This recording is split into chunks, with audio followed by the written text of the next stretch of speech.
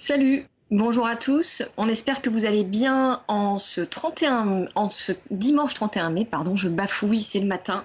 Il faut se réveiller. Donc aujourd'hui, on a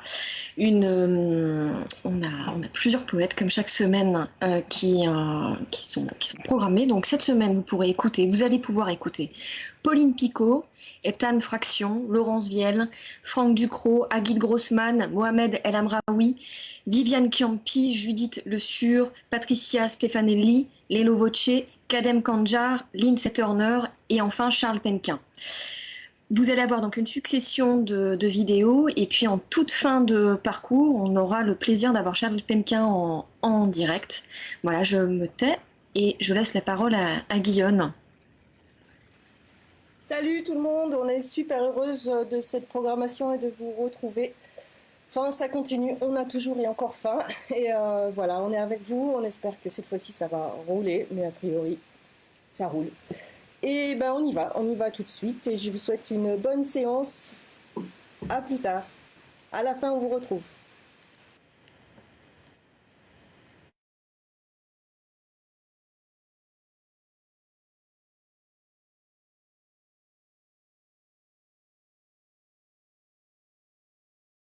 Bonjour Fin, merci pour l'invitation et merci aux personnes qui écoutent.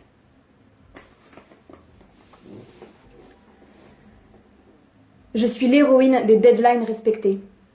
Je suis l'héroïne des plannings respectés. Je suis l'héroïne des budgets respectés. Je suis l'héroïne des réconciliations familiales. Je suis l'héroïne du dimanche. Je suis l'héroïne du travail bien fait, je suis l'héroïne de la tonalité exacte dans un mail professionnel, je suis l'héroïne de la déclaration d'impôt, je suis l'héroïne de l'engagement passif et torturé, je suis l'héroïne de la classe moyenne, je suis l'héroïne des matins sans l'exomile, je suis l'héroïne du mois.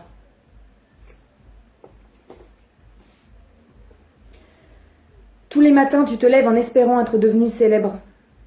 Ou au moins, si tu ne l'es pas devenu, que cette journée ne soit pas trop dure.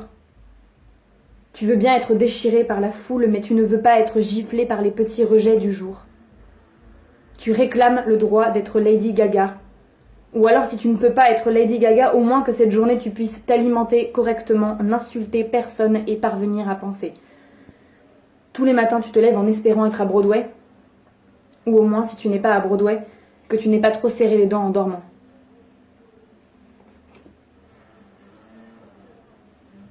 Ne me brusquez pas. Ne me heurtez pas, ne me menacez pas, ne me faites rien, je n'y suis pour rien. Je n'ai rien fait, je n'ai rien vu, je ne sais pas qui c'est, mais ce n'est pas moi, je ne peux vous le prouver, je ne leur ressemble pas, je passais simplement, je marchais dans le coin, je ne tenais pas de pavé, je ne portais pas de symbole, je n'étais pas en train de fuir, je n'étais pas en train de me cacher, je ne passais pas de frontières, je ne protégeais pas d'enfants. Je paye mes impôts, je paye mon loyer, je paye le bus. Je fais tout pour être en règle, je fais tout au bon moment, dans les temps, j'ai des papiers, j'ai des preuves administratives, je peux tout vous prouver, ne me faites pas de mal, je vais y retourner au travail, je vais rentrer à la maison, je me promenais juste, je marchais dans le coin, ne me faites pas disparaître, je ne veux pas disparaître, je veux continuer, par pitié, de me promener.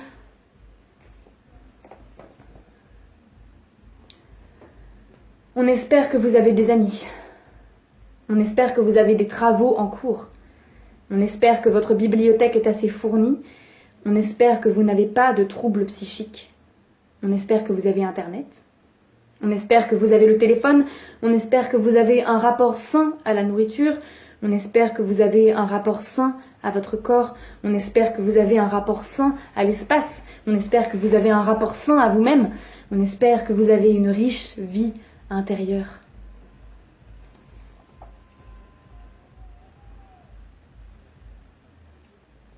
Il n'y avait déjà pas beaucoup d'espace, mais je viens chez toi.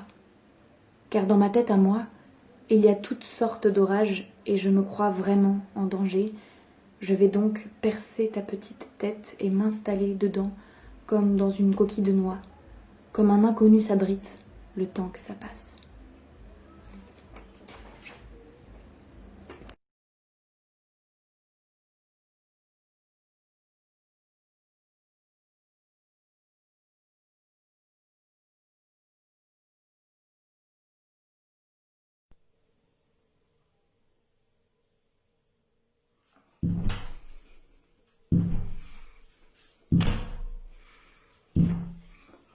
Calme chien, Je suis calme chien. Calme chien. Je suis calme chien. Je suis vieil enfant paumé dans sa maison et j'apprends. Je suis vieil enfant perdu dans sa famille et j'apprends. Du malheur et de la douleur, j'apprends. Du ciel et du sol, j'apprends. De l'air indéchiffrable, j'apprends. J'apprends. Et je ne comprends rien. Calme chien. Je suis calme chien. Calme chien. Je suis calme chien. Salive mieux que prière pour cicatriser, salive. Autre longueur d'onde pour que mon imagination ne me fasse plus aussi mal. Autre longueur d'onde, nouveau soleil pour mes os quand je surinterprète tout. Nouveau soleil.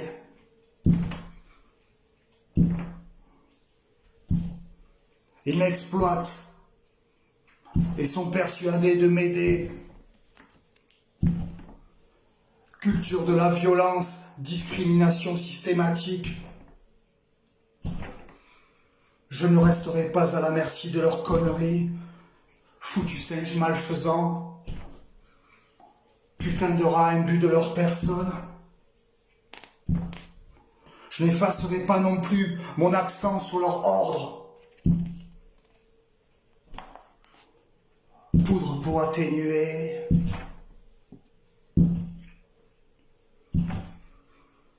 Poudre pour amortir.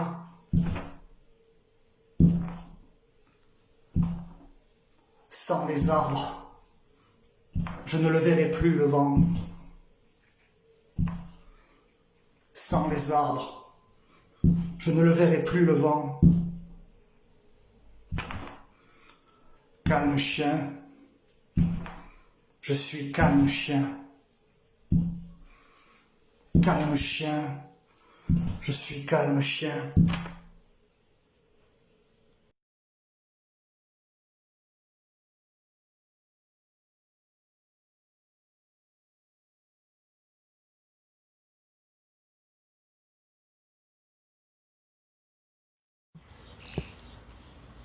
Alors, quelques extraits de L'oubli, l'éclat, où j'ai réuni, à la fin de l'année 2019, des poèmes écrits pendant 30 ans, de 1986 à 2016. Alors voilà. Là où bleu le vent te traverse, t'emplit de bleu, là, tout l'éclat du dehors en toi, sans limite l'éclat dehors en toi. Mais le vent, déchirant des écharpes d'air, creuse le vide où disparaître. Du feu issu, l'aile pénètre dans la pierre. Alors, ombre effacée, cela qui s'établit dans la lumière. Mais quand la joie tranchée dans les plis, là tu gites, et le ciel dans la terre, là, quand t'avais disparu ton ombre dans les plis de l'eau. Comme dans l'eau se diluerait le sang futur, l'éclair dans la lumière. Ici, quand l'air qui tremble affine la terre rouge. Cette ombre entre le feu et le soleil fait plus rouge le feu. Dans la lumière éteint l'ombre et le feu. Se dressera le sol, mais évanoui dans la lumière. Alors, visage répandu, le bleu qui t'enveloppe te traverse. L'air, l'océan de l'air,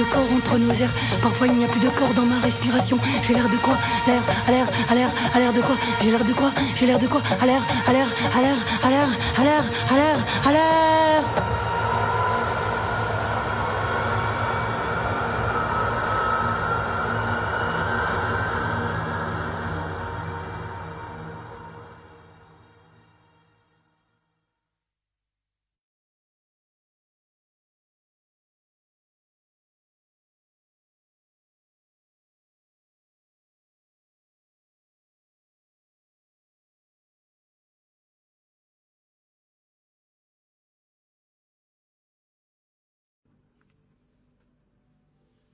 I'm willing to swear I grew up starved for love. It started after my mother fell in love. In the face of her retreat, my pride was stunted, my growth stalled, my thoughts blunted. Aside from the one about my father's sacrifice and the rotten starvation of my heart, pained and deranged with a typewriter that my father had placed in my room, a rock from which I'd exhume, a chariot in the heart of the gloom, and the loss was revealed to me as birth. My room became an isolated arbor, my heart clocked itself in armor, and scrambled aboard the rafts of words, waiting for me to heal and lose my virginity, to gather fits of affinity. The days of horror subsided, the blood between my thighs spilled, the pages of my notebooks filled. Compassion from my eyes was distilled, and I have learned not to accuse.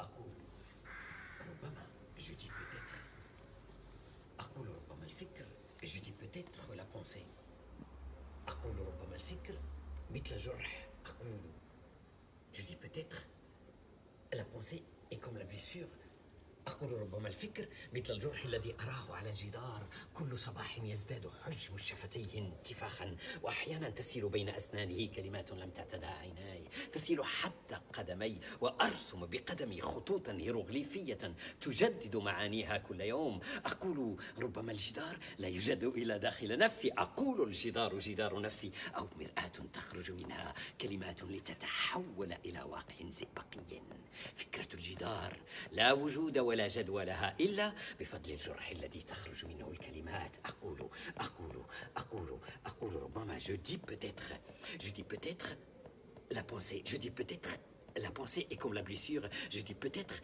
la pensée est comme la blessure que je vois sur le mur chaque matin le volume de ses lèvres grossit et quelquefois des mots que mes yeux n'ont pas l'habitude de voir s'écoulent entre ses dents jusqu'à mes pieds dessinent des traits hiéroglyphes qui renouvellent leur sens chaque jour je dis peut-être le mur n'existe-t-il comme moi-même je dis le mur n'est le mur que de moi-même ou un miroir d'où sortent des mots pour se changer en un réel mercuriel. L'idée du mur n'a d'existence et d'importance que grâce à la blessure d'où sortent les mots Akulu.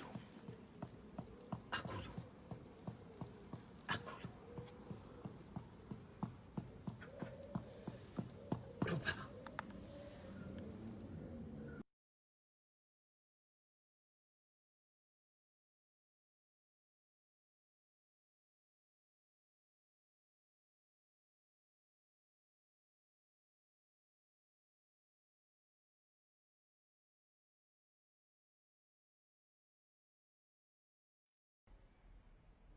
Ombra di parola, semina profonda.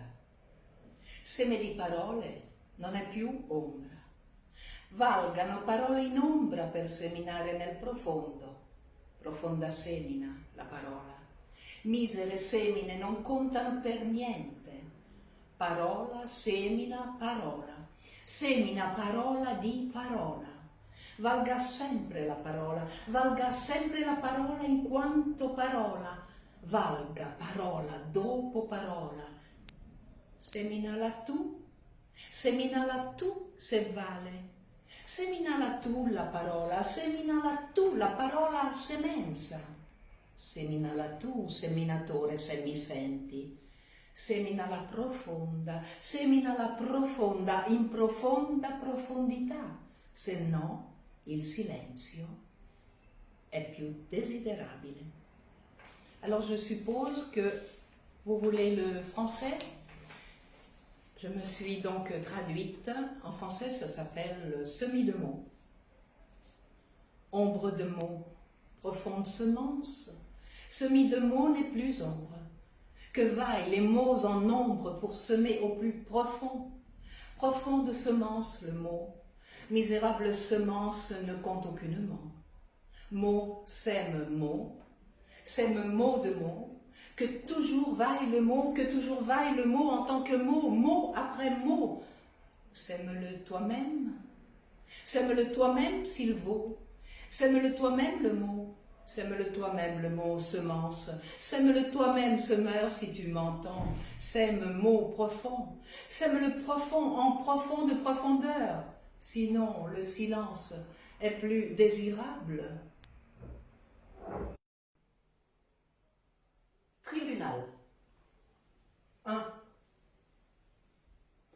Nous ne sommes pas des...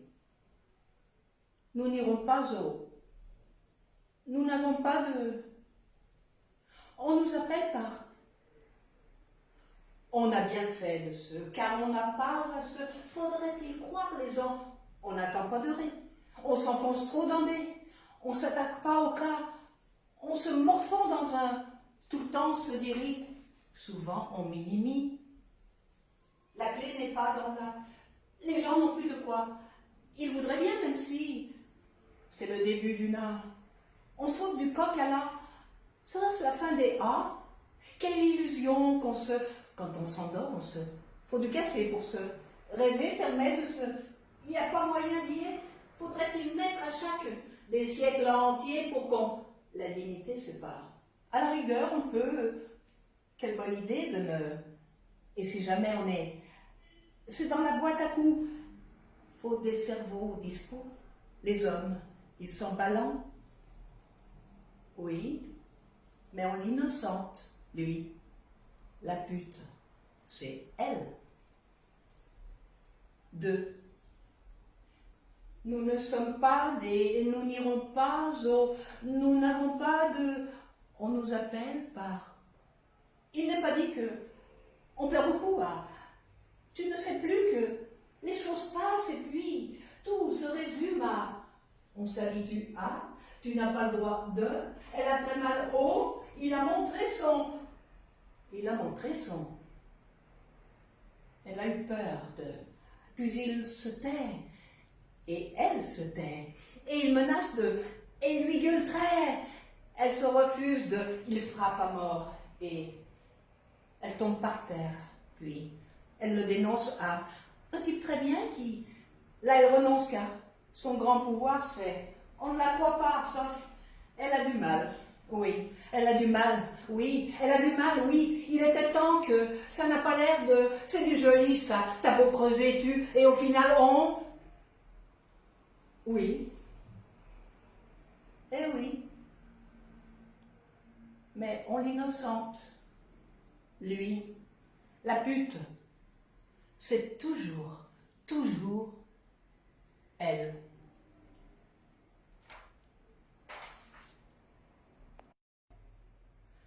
Noi siamo dei, non andremo a, non abbiamo da, ci chiameranno per...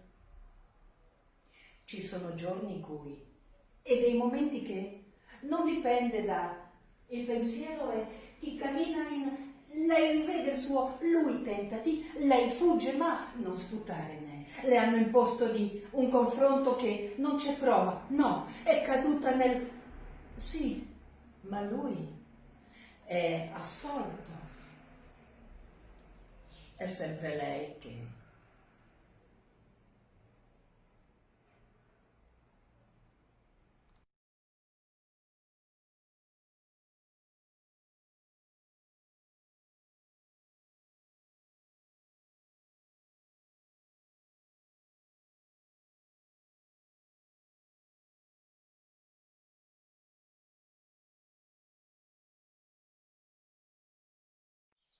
Pour le festival Fin, je vais lire quelques extraits d'un texte en cours, provisoirement appelé « Chroniques qui n'en sont peut-être pas ».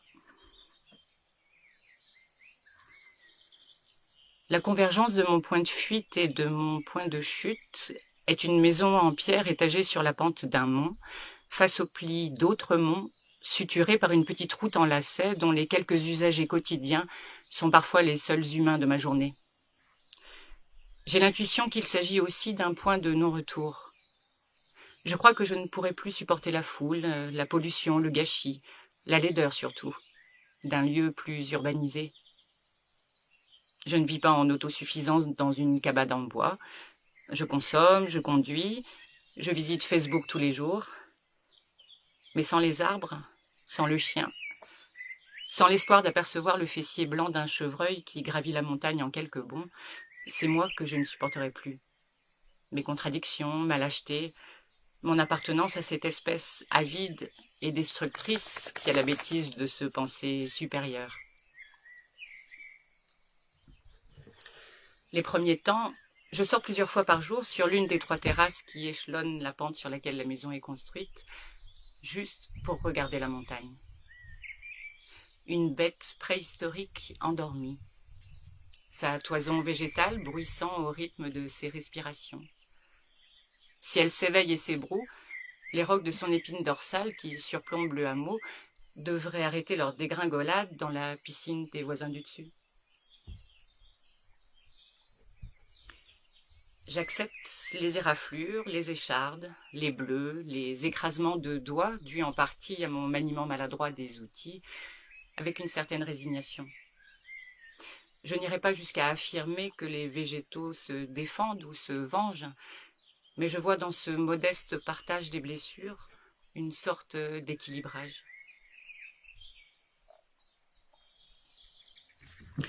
On ne se doute pas du poids de la neige.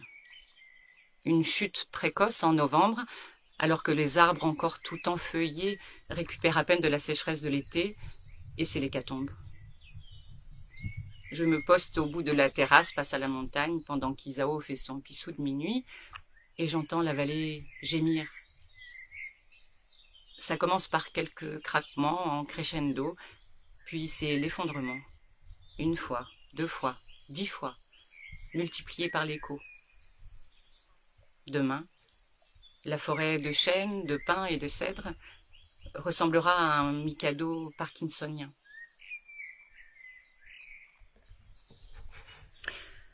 Il y a bien sûr des manières plus orthodoxes et productives de scier le tronc d'un buis mort, dévoré par la pyrale, qu'assise de traviole dans la pente, Isao calée contre la cuisse. Mais je peux ainsi réfléchir à la portée métaphorique de mon positionnement. Bancal, peu soucieux de rentabilité, sans toutefois se dérober à l'effort, à la recherche de son propre équilibre affectif. De quel immense poumon vient le vent du nord? À l'abri du mur de la maison, je le vois s'engouffrer dans le goulot de la vallée et rebondir d'un versant à l'autre. Les arbres ploient sous les rafales, vibrant comme des cordes vocales dont la mélopée me parvient en différé.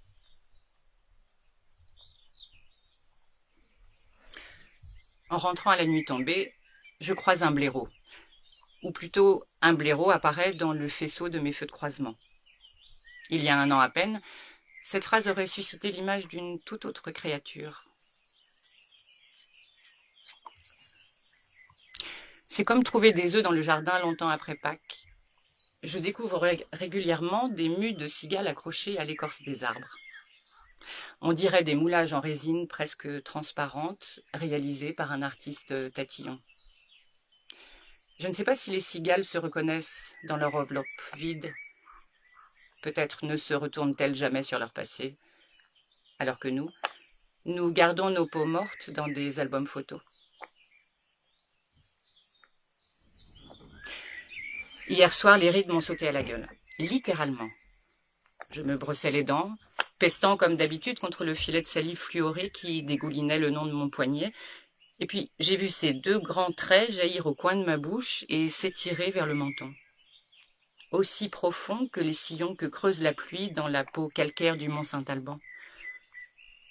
J'ai l'air sévère de ma mère sur son lit de mort. Merde. Aujourd'hui, je vais m'habiller comme hier. Et il n'y aura personne pour le remarquer. Depuis que je vis seule, sans contact quotidien avec d'autres humains, je me demande parfois au bout de combien de jours on s'apercevrait de ma disparition.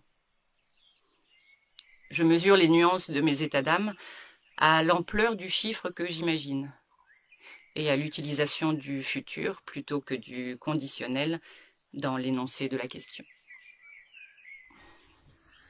Voilà. Bon appétit!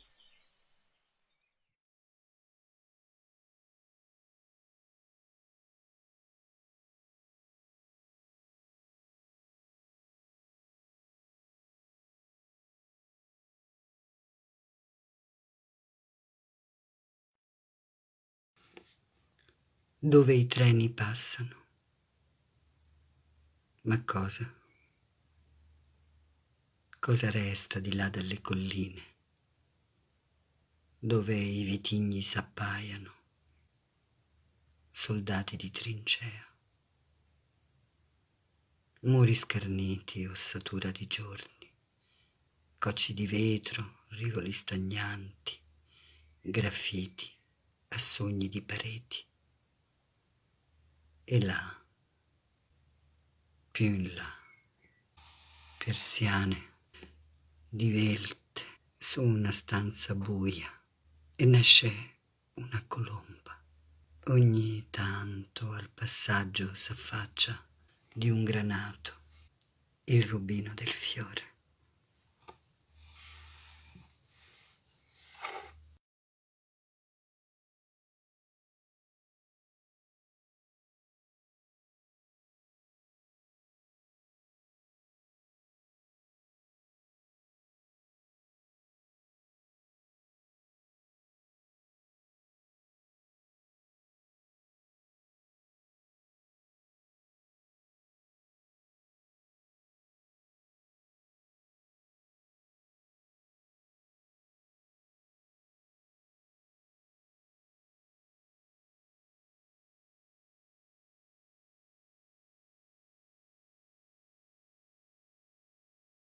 Bonjour à tout le monde. Vivian m'a dit que je dois saluer en français au début, et donc bonjour. Je suis Lello Voce, ça c'est mon poème. En italien ça va sans dire.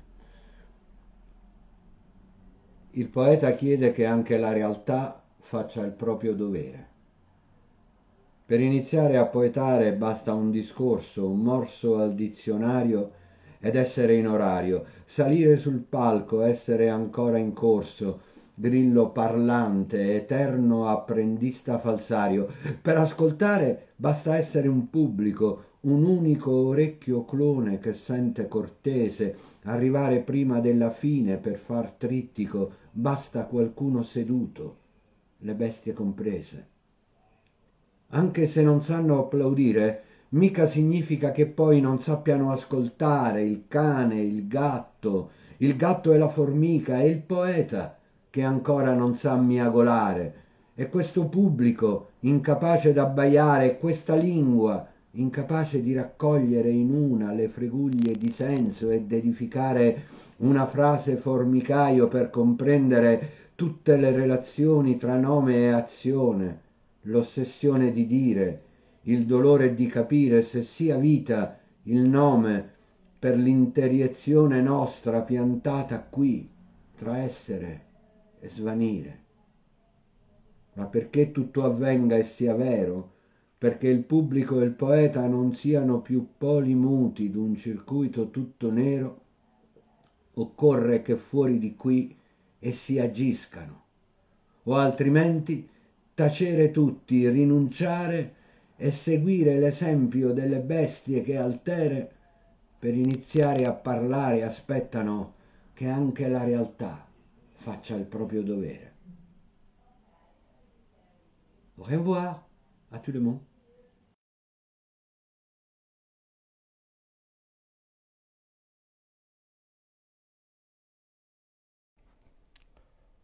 رسالة فتحت في طريقها إلى ديلارد جونسون.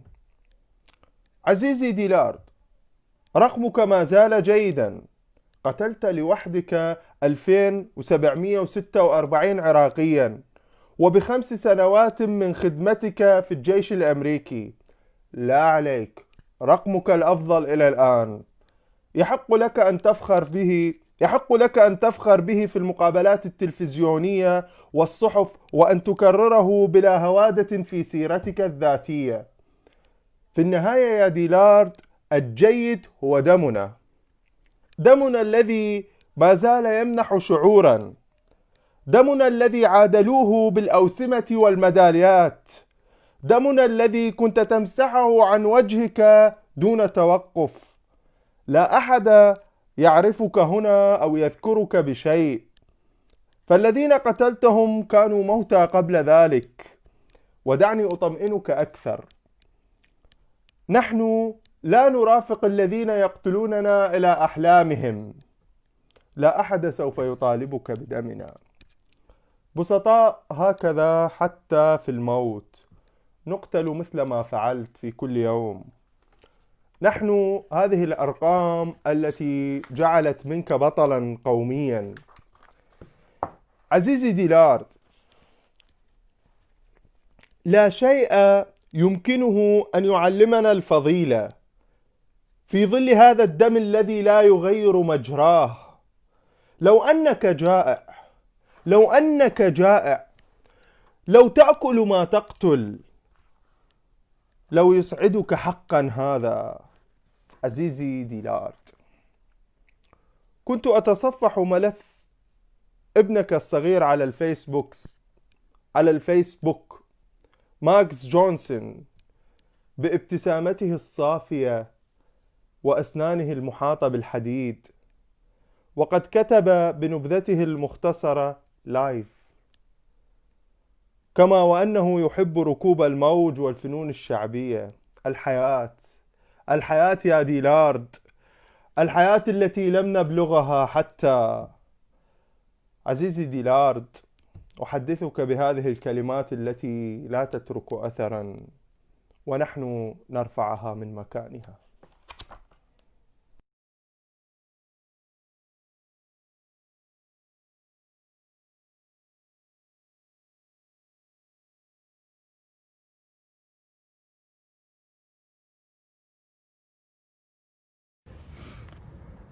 Bonjour, je m'appelle Lindsay Turner et je vais vous lire quelques poèmes de ce livre, Songs and Ballads, qui a été publié en 2018.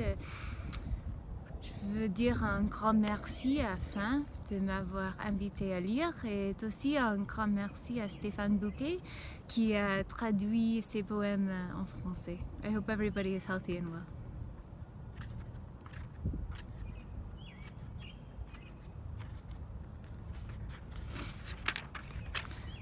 Song of Household Goods. Red sky, a warning. The cabinets are open in the domain of arrangements at the top of the building. Or pink sky, a reflection, seen from the kitchen or from other rooms where the sunset isn't dangerous. The purchase is ordinary. Weather and colors perform their recycling through a range of arrangements. Red sky, a warning. Pink sky, a refuge. The order of the colors isn't really about a war. A range of arrangements demanding attention in the house above conflicts where nothing usually shudders. A domain of the products arranged in the cabinets and other things to buy when the bottles start feeling empty. Meanwhile, the sky, you'd have to see it, arranged by its colors but not saying anything. Risk management song. So we commissioned a document about sustenance in the city's pores, metaphors of food and skin for when the water rises. Wired the desirable apartments, caves in units, strange hotels, possible domesticities before the water rises. Commissioned a report detailing repose and densities for stones, from a point of view superior to where the anger rises. Made visibility a scale, turned the painting toward the wall, sweating into its close face as if an angel rising. The window blew in, cracked triangles on the ground to figure choice or prominence's choiceless sharpness, angel's recognition.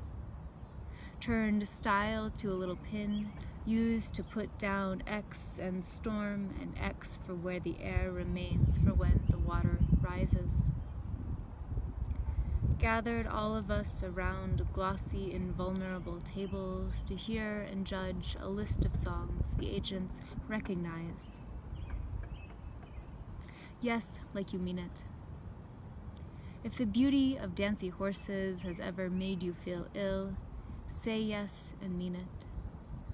If it has ever made you feel familiarly hollow, say so, say yes and mean it. Mean it and mean tainted with desire, mean bought and loved beauty, mean loved women at bars, say yes and mean it.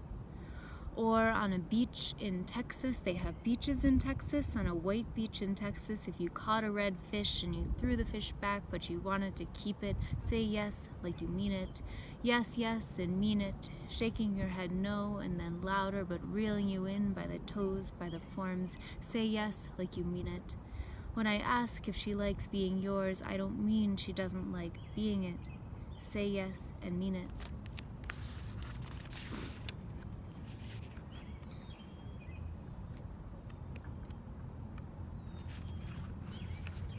Song of the Towns. What they have in common appears only after you've been to some of them. At the end of the day, we were all very thirsty except for the baby who'd had some water earlier. What they have in common appears as fatigue you shouldn't have on rising. Must be something wrong, it appears. Dust in the air over the triangle of the boulevard and two diagonal streets running into it just after a rainstorm. The only piece that fits in here is shaped like a catastrophe, nevertheless small ornaments hanging straight in the air in spite of. Sawdust, what dust from the paint, what dust on the lettered walls. Red lights flashed in the dust at night and a kitchen window dug into a wall so old it shone. Nevertheless, the dust is new in this house. Utilities sliding into dust. The water takes in the rust. These forces don't abandon space after it's been abandoned. Water, water everywhere, but thinking does not make it so. The grave officials say, shore up the bottom line. Pests in the town, bêtes d'orage in the wheat, a storm of them. A propensity for small spaces leads to global explosion even after quarantine. The town's been huddled in the wheat fields all this time, and the plane knows what and where we know. The problem of the bills that came with it, civic expenses like plans and fireworks. The problem is that someone has to pay them, difficult to detect. Since forces don't abandon space, although it seems abandoned. Too smooth a tradition, too easy to realize and put them in, something to soothe the city while we were talking about it. It's a waste of energy, but still there are these shapes to be filled. and the celebrated town is just as empty as the other towns. The pace of slowing down appears with increasing speed. Shutters close faster again, singing forces through abandoned space. The aging system means a race to profit from abandoned space, while leaving it abandoned space, since forces don't abandon space, although it looks abandoned. Thinking does not make it so. The lot abandoned to the race. The curse is that it's here to stay, and all the grave officials say we thought you had abandoned. The shutters open on the shutters. The industries of fields and bugs are silent forces in the space. The series starts to overwhelm as it takes shape. Merci.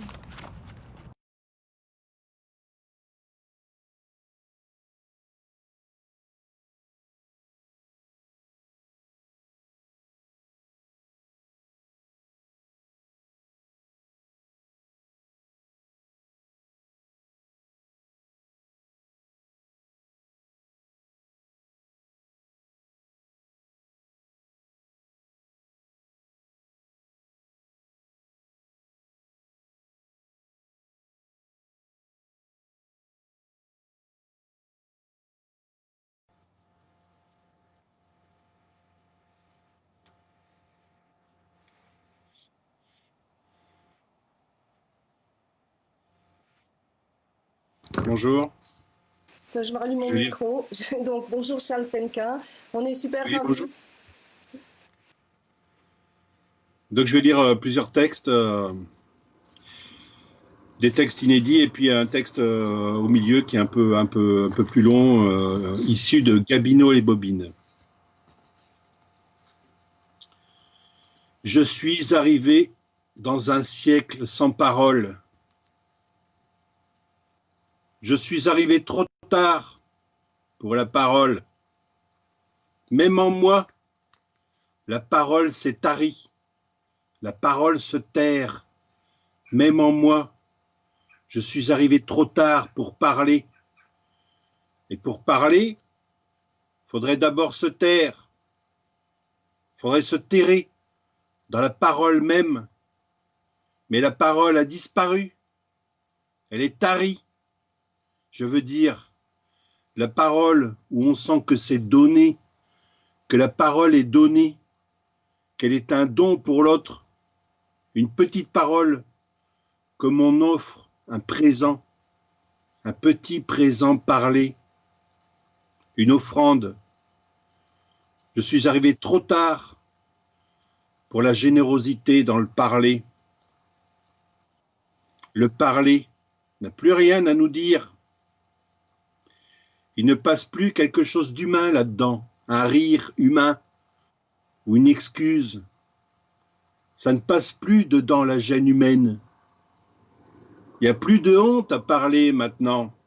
Parler, parler et parler sans jamais que ça passe, c'est-à-dire que ça s'arrête, qu'on soit comme stupéfait, interdit par le parler d'un autre, sa manière tout à lui de couler dedans, qu'on ait cette sensation qui monte au-dedans de nous, la sensation d'avoir une phrase à soi, comme on tient un bout de chandelle.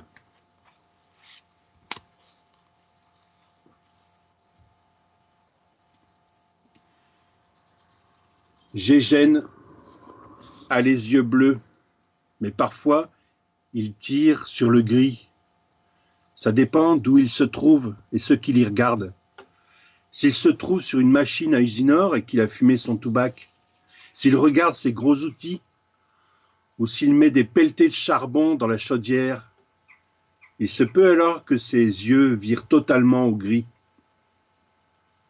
Cependant, comme il porte toujours son bleu de travail, ses yeux ne peuvent pas avoir complètement changé de couleur.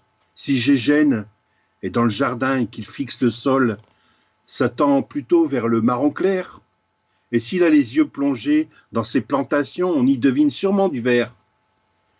C'est quand il a les yeux pointés vers le ciel que ça vire au bleu.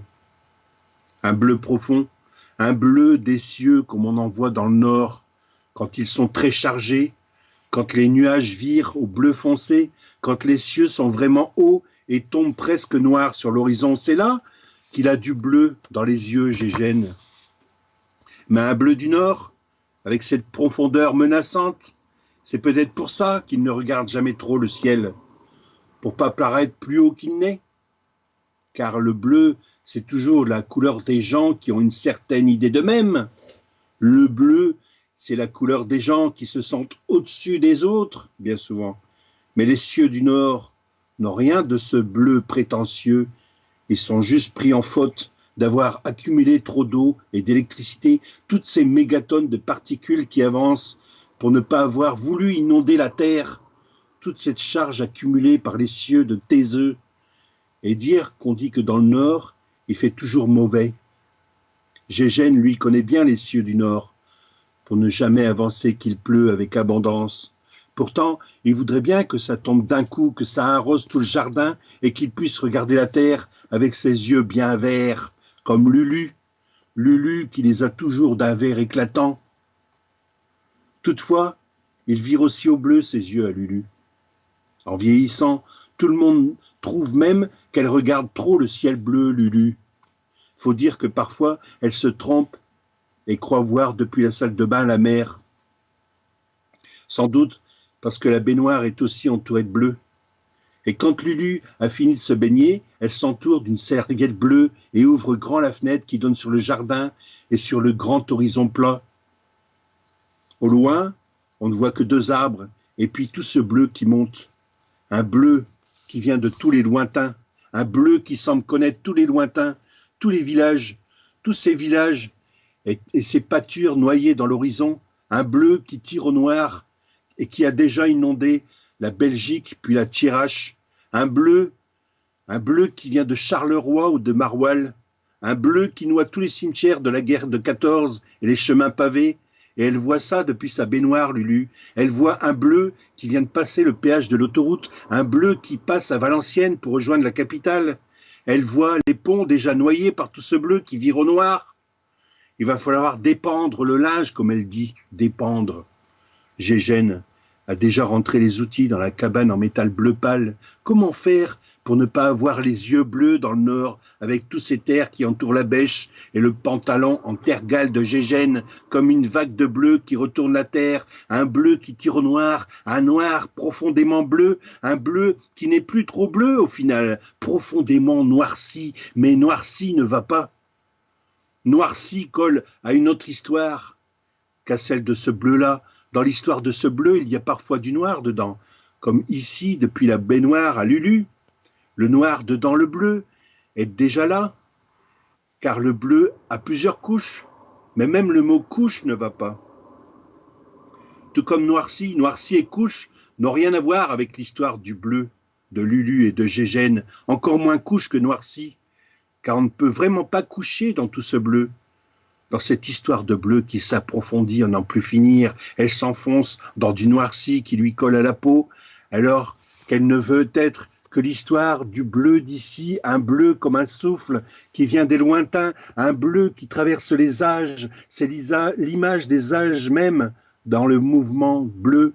Un mouvement qui n'a pourtant pas de mémoire, car un mouvement qui engloutit les âges, un mouvement toujours neuf, renouvelé, ce n'est que mouvement, cette force mouvementée et démultipliée, ce sont des multiples forces qui s'animent et se contredisent, elles s'élancent sur le bleu et dedans aussi, le dedans du bleu nous fait penser à nous-mêmes, à notre histoire, et pourtant il ne semble pas y avoir de lien direct entre nous et cette profondeur de bleu, sauf qu'elle nous effraie et nous attire, on reste planté là sans mot dire, devant cette étendue de bleu, de dedans bleu, une étendue qui n'est guère bleue au fond du fond. Car ce n'est guère bleu quand on y regarde de près, on y voit de tout et on est prêt à y plonger tout notre vocabulaire, on y finirait nu et sans voix dans tout ce bleu. On a peur de tomber dans ces dedans bleus et finir asphyxié, qu'on en finisse avec notre histoire une bonne fois, notre histoire de bleu, de petit bleu, alors qu'il faudrait agrandir l'histoire de ce petit bleu et en faire un vrai mouvement, un mouvement total, un gros bleu rond, un bleu tout cassé puis rassemblé, un bleu qui se frotte et perd son bleu, un bleu qui devient blanc tellement qu'il se tord, un bleu complètement tordu puis morcelé, un bleu qui plonge en avant avec ses plis et ses lignes, un bleu qui chemine dans d'autres bleus, que tous les bleus s'affrontent, que les bleus s'entremêlent et se libèrent sans passion, ou alors pour la passion du bleu seul, la passion d'un bleu revenu de tout, un bleu qui en a décidément vu de toutes les couleurs, un bleu qui monte très haut dans les couleurs du ciel, un bleu comme des vagues qui montent très haut, tellement qu'on ne sait plus quoi ou qu'est-ce, un bleu aussi haut qu'une cathédrale défaite, une cathédrale dans tous les sens de ciel, car on dit plus cieux, mais on a raison de dire des ciels avec un tel bleu, un bleu de peinture qui badigeonnerait les lointains, un bleu où il y a même des dorures, comme dans les vitraux des églises. C'est comme ça qu'il a les yeux, Gégène. Il a du bleu avec de l'or au coin des yeux. Il les voit ainsi, Gégène, quand il se regarde dans la glace de la salle de bain. Et c'est la même glace que tout le monde utilise. On l'a prise aussi pour garder les écritures de Charlie, depuis qu'il écrit à l'envers, dit Lelu. Depuis qu'il a chopé tous ses coups de soleil sur la tête à Carpentras.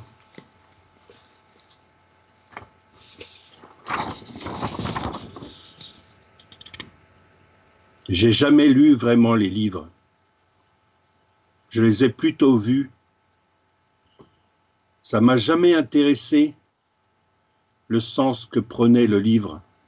C'est plutôt sa physicalité, sa manière de faire peser les phrases, de faire monter le texte. Comment monte un texte en moi? Comment il se développe dans la vue? C'est plutôt ça qui m'a toujours attiré, car j'ai toujours été attiré par les livres.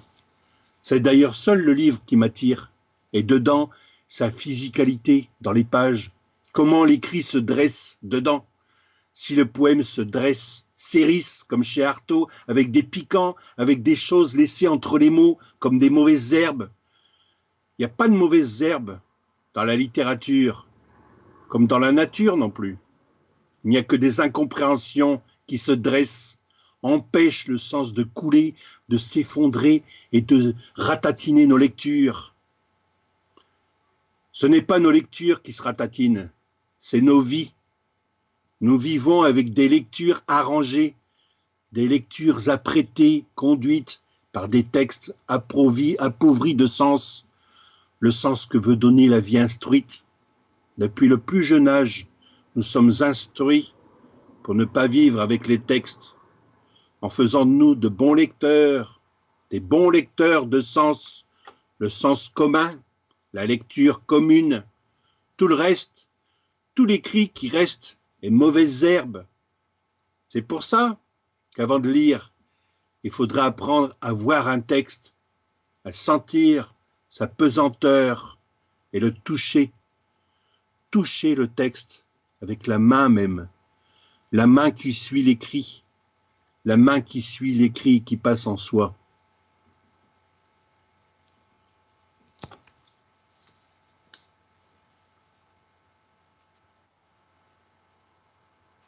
Merci infiniment, Charles Penquin. Merci. Un honneur et un bonheur. Merci, on vous souhaite une excellente journée et on espère bientôt d'enfin ou ailleurs. Très bien. Merci à vous. Merci beaucoup. Au revoir. Au revoir.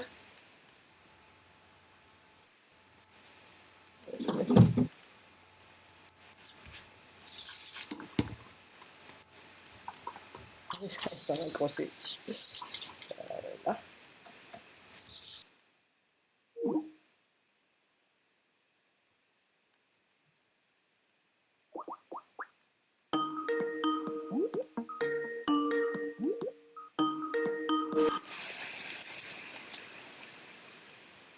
J'arrive, c'est le bordel.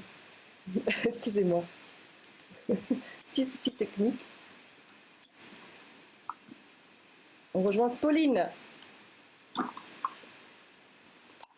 Pauline, tu n'es pas encore là. Voilà. Bon, eh bien, c'est fini pour aujourd'hui. On remercie infiniment tous nos auteurs. J'avais envie de faire un petit clin d'œil quand même à Charles Penquin, on le remercie, c'est le premier direct qu'on réussit après des semaines et des semaines de travail, donc on est ravis. Et donc, voilà, les mauvaises herbes, sentir la pesanteur toucher le texte, la main qui suit, l'écrit qui surgit. Voilà, moi, ces mots-là, moi, ils m'ont bouleversée. Et c'était bien de finir par cette lecture de Charles qui résume, je pense, pleinement ce qu'on pense ici à fin. On vous souhaite un bon dimanche. On vous propose de retrouver quand même nos auteurs sur notre page enfin nos auteurs, les auteurs, donc vous pouvez trouver leur biographie. Elles sont aussi dans la partie commentaires. Vous avez également leur publication puisque Fin soutient la poésie, Fin soutient les poètes, qu'ils soient publiés ou non, et Fin soutient les éditeurs. Et donc pour soutenir la poésie, les poètes, eh bien, ça passe de temps à autre quand même par le texte, hein, le texte écrit, le texte publié. Et donc, voilà, donc on vous invite à poursuivre l'aventure, à partager aussi entre vous, avec nous. Et puis, on vous dit à la semaine prochaine. Donc, le 7 juin, on se retrouve pour un autre rendez-vous, donc à 11h. Comme ce matin, avec un petit truc à grignoter, un petit café ou autre. Je vous rappelle quand même les auteurs qu'on a entendus aujourd'hui. Nous avions, alors je vais essayer de prononcer correctement parce que la prononciation, parfois, c'est la galère. Pauline Picot, merci. Heptane Fraction, Laurence Vienne, Franck Ducrot, Aguide Grossman, Mohamed El Amraoui, Viviane Ciampi, Judith Le Sur, Patricia Stefanelli, Lelo Voce, Kadem Kanjar, Lindsay Turner et Charles Penquin. Je passe la parole à Guillaume qui s'est débrouillé comme une chef avec la technique. Et moi, je vous dis à la semaine prochaine. Oui, salut à tous. C'est chaque fois un challenge à la technique. On n'est pas technicienne et on apprend. Juste pour terminer, un petit salut à 2 revues. La revue Test, dont ce numéro-là comporte les textes de Kadem Kanjar. Et la revue La Tête et les Cornes, qui est aussi une excellente revue. Le numéro 4, vous trouvez entre autres un texte de Lindsay Turner, traduit par Stéphane Bouquet. Voilà, merci à toutes et à tous, et on vous retrouve, on espère, la semaine prochaine. Ciao!